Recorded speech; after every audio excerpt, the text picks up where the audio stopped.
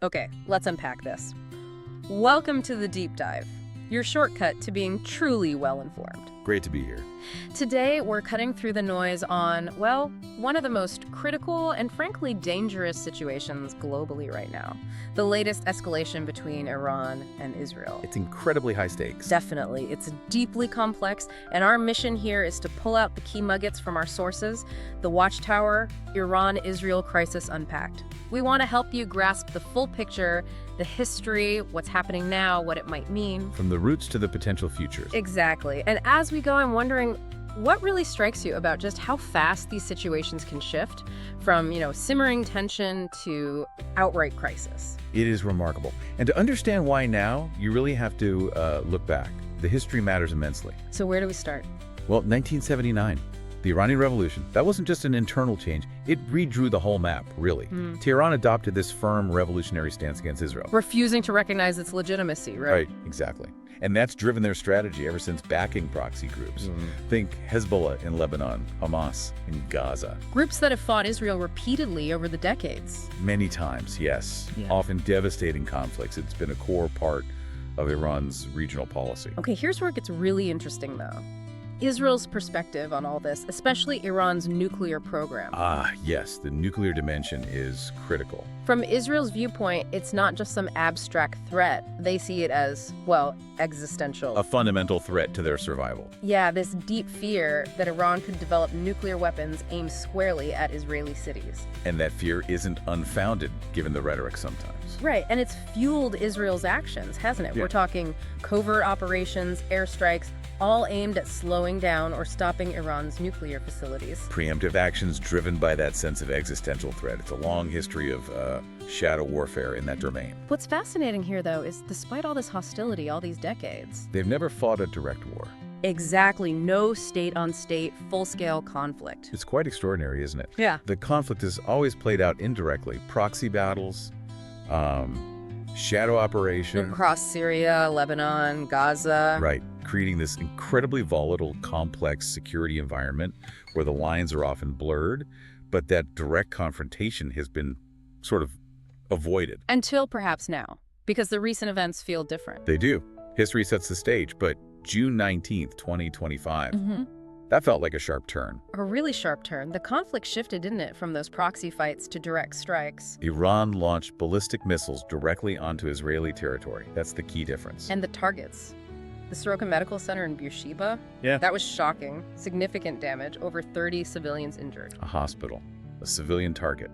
That sends a very different message. And other strikes hitting commercial centers, like the Diamond Exchange in Ramat Gan. You can imagine the shockwave. Absolutely. And if we connect this to the bigger picture, Israel's response was swift. Very swift. Right. And very precise, it seems. Yes. Precision airstrikes targeting key Iranian nuclear facilities. Specifically, the Iraq heavy water reactor. Which is for plutonium, right? Correct. And the Natanz uranium enrichment plant, key for enriched uranium. So hitting both potential paths to a bomb. Exactly. It ties directly back to that long-standing Israeli strategy of trying to halt or at least slow down Iran's nuclear ambitions. So what does this all mean in terms of modern warfare? It feels like we're seeing a new chapter. We are.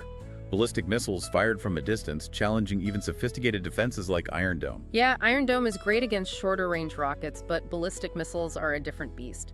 It intercepted many, but not all got through.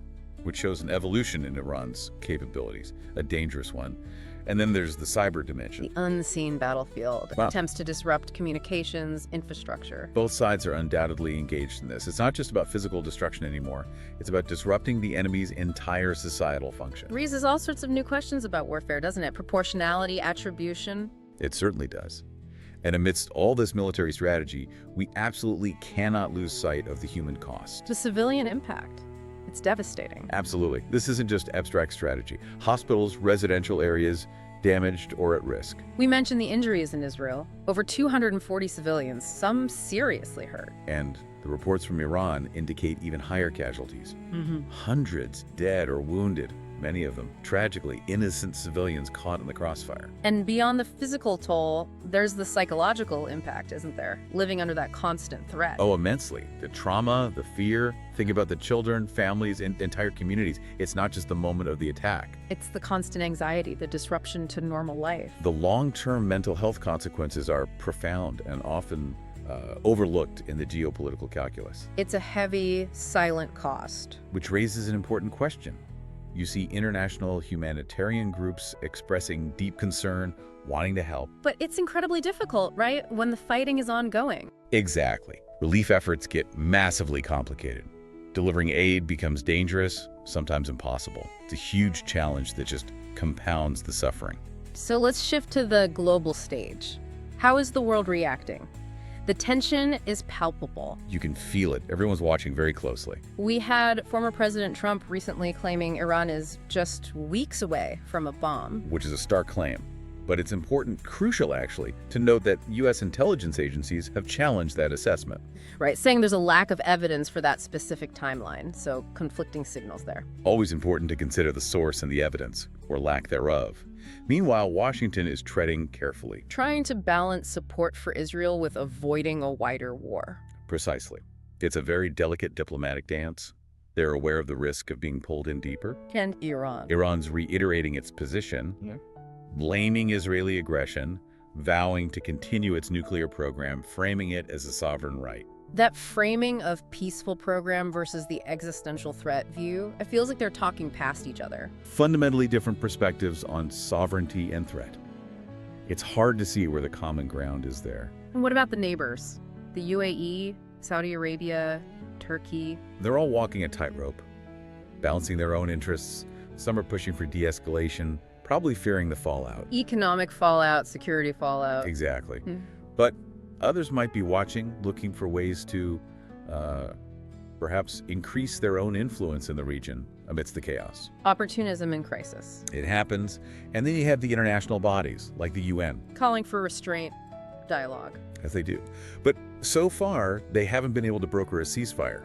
It highlights the limits of these organizations when major powers or entrenched rivalries are involved. So broadening out even further, the ripple effects. This isn't just contained, is it? Not at all. It threatens the stability of the entire Middle East, potentially. And the big one, the Strait of Hormuz, that's a major flashpoint. Absolutely critical. A huge chunk of the world's oil supply passes right through there. What, about 20% of global consumption? Something like that. So if Iran were to, say, close it. Even temporarily. Global oil prices could go through the roof. Overnight. Sending shockwaves through global economies, hitting your wallet directly? That's a very real, very tangible risk. And beyond oil, there's the risk of these proxy conflicts spreading. Pulling in neighboring countries? Potentially. And that could draw in the bigger global players even more directly. Russia, China, the US, they all have strategic interests there. So the global balance of power could genuinely shift depending on how this plays out. It really could. If diplomacy keeps failing, if escalation continues, the reverberations will be felt far beyond the Middle East. Okay, so looking ahead, what are the possible scenarios? Where could this go? Well, there are a few main paths, none of them particularly easy right now. You could, theoretically, have a diplomatic breakthrough, a ceasefire. Seems unlikely at the moment, given the rhetoric. It does seem unlikely without major concessions, which neither side seems ready to make. So perhaps more probable, unfortunately, is continued low-intensity conflict. More missile strikes, more air raids, simmering instability. Yes, a grinding conflict that prolongs the suffering. Then there's the nightmare scenario, escalation to a full-scale regional war. Involving multiple countries. That's what everyone wants to avoid. Absolutely. And alongside all that, there's the cyber domain. We could see increased cyber warfare targeting critical infrastructure. An invisible war with potentially devastating consequences. Indeed. And hanging over all of this is the nuclear question.